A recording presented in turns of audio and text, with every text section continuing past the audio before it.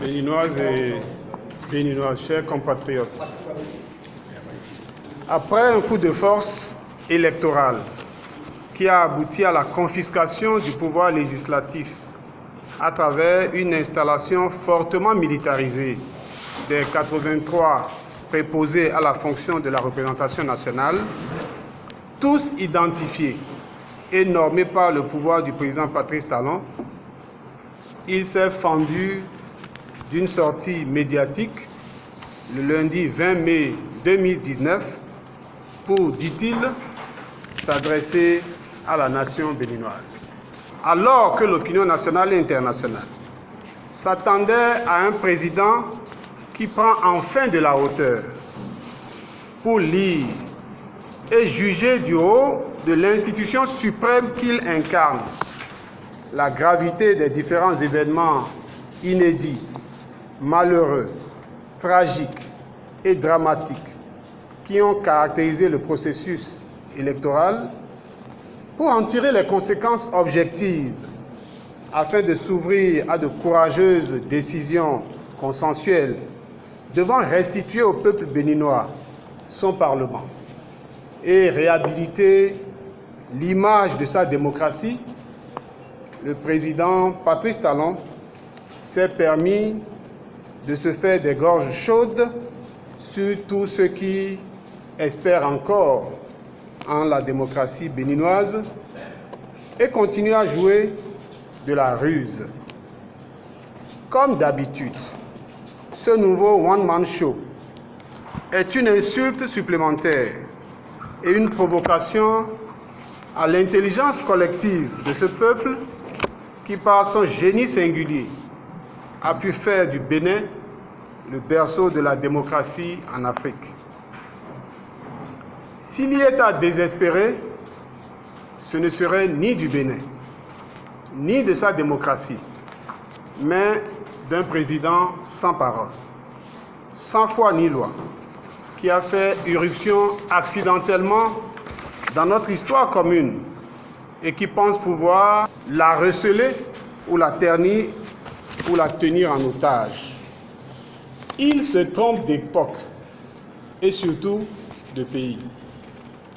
À l'analyse, l'adresse du président a été à la fois rébarbative, impertinente, inconséquente, inopportune, affligeante et même outrageante. En effet, le président de la République a articulé son discours autour de la réforme du système partisan qui, pour lui, aura toujours été un prétexte facile et farfelu pour malhonnêtement se défaire de toute l'opposition et mettre crânement le grappin sur le Bénin, son économie, sa classe politique et sa démocratie. Il parle de multipartisme débridé. Ce multipartisme pourtant choisi comme l'un des principaux piliers de la Constitution de 1990, encore en vigueur. Connaissant le modus vivendi et le modus operandi de ce régime, on peut d'ores et déjà en conclure que la révision de la Constitution de 1990 vient d'être actée et nul ne sera surpris si la nouvelle Constitution consacrait le monochrome exclusivement meublé du bloc républicain et de l'Union progressiste, ces seuls partis politiques privés. À la vérité, le problème qui enlise actuellement le Bénin et sa démocratie n'est pas un problème de texte. Et la résistance n'a de cesse de le redire. Elle ne s'est jamais opposée à un texte et ne s'est jamais non plus méprise à se conformer à un texte. Le problème, et il est là, d'une part, c'est la mauvaise foi caractérielle du président, qui instrumentalise la Cour constitutionnelle et soumet toutes les autres institutions, et d'autre part, la filouterie administrative du ministère de l'Intérieur, qui obstinément s'est refusé de reconnaître l'existence juridique des partis politiques d'opposition, alors que techniquement, ceux-ci ont pleinement satisfait aux formalités requises. S'agissant des textes et de leur application, le président, à travers le seul prisme de ces centres d'intérêt inavouables, n'en a qu'une lecture approximative, bien évidemment erronée, comme on a pu publiquement s'en rendre compte à travers ces fumeuses démonstrations par le passé. Et pour se couvrir, le chef de l'État s'est manifestement emmuré dans un ostracisme qui de plus en plus le distance de sa fonction, le compromet dans ses attributs régaliens et érode dangereusement le capital de légitimité qu'il tient de ce peuple souverain et jaloux de sa souveraineté. Sinon, comment comprendre qu'il n'ait fait aucune allusion à la mémorable journée du 28 avril 2019, où le peuple lui a opposé un rejet historique de plus de 90%, même si la magie des institutions, à sa solde, a atténué ce taux à 77%, puis à 73%.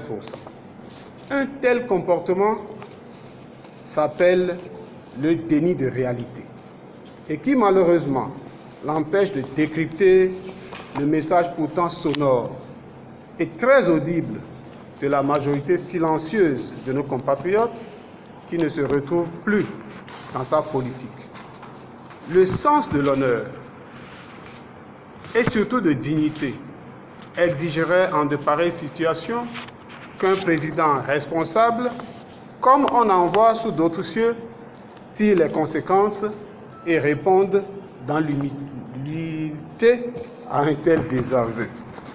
Abordant les violences, le président de la République a manqué d'indiquer au peuple sa totale et entière responsabilité dans les tueries organisées, tueries qu'il banalise, en les qualifiant de controverses parmi tant d'autres et de frustrations inhérentes à la vie en communauté.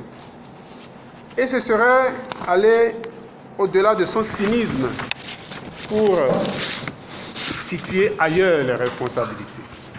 Pourquoi le président Patrice Talon n'était-il pas capable de prononcer le nom d'une seule victime, de dire le nombre de victimes? Était-il si hanté? Pourquoi n'a-t-il pas condamné l'usage d'armes à feu contre des manifestants civils non armés? Ailleurs, on félicite les policiers qui refusent de tirer sur des manifestants. Mais chez nous au Bénin, sous Patrice Talon, on félicite les militaires qui tirent à bout portant sur des populations non armées réclamant la démocratie. Il y a un enchaînement de provocations du pouvoir qui a piégé le débordement populaire. Les forces de sécurité publique qui ont chargé le rassemblement commémoratif des travailleurs au siège de l'organisation syndicale à la Bourse du Travail, puis dans la foulée, ont encerclé et ont fait le siège de la résidence de l'ancien président de la République, le Dr Boni Yayi, exécutait-il des ordres? Qui a donné les ordres? D'où sont partis les militaires tueurs? De quelle unité? De qui ont-ils reçu l'ordre d'abattre des civils? Et à qui ont-ils rendu compte? Où ont-ils déposé les cadavres, les dépouilles de nos compatriotes tués? Ces questions demeurent entières. Et le président Patrice Talon et à sa suite les ministres de la Défense et de l'Intérieur doivent répondre.